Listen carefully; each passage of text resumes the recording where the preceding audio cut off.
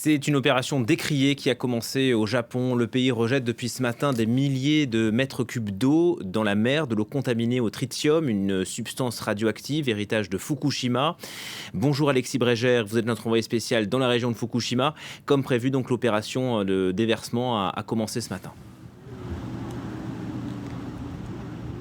Oui, ça y est, le déversement des eaux stockées a commencé. Cela devrait durer pendant les 30 prochaines années. Nous sommes ici à Iwaki, un port de pêche qui se situe à quelques dizaines de kilomètres de la centrale de Fukushima. Et toute la journée, nous avons rencontré des locaux et notamment des pêcheurs ce matin. Un pêcheur amateur, par exemple, qui nous disait que lui, il n'était pas du tout préoccupé, qu'il continuerait de pêcher et qu'il donnerait même ses poissons à ses petits-enfants qui apparemment en raffolent.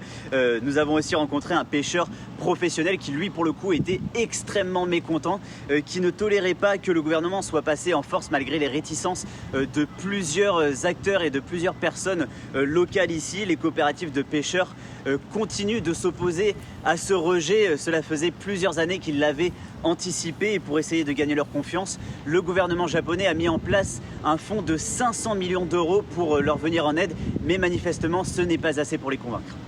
Les autorités nippones qui assurent qu'il n'y a pas de risque pour la santé ni pour l'environnement, et on l'a bien compris, ces garanties, ces promesses ne rassurent personne ou presque.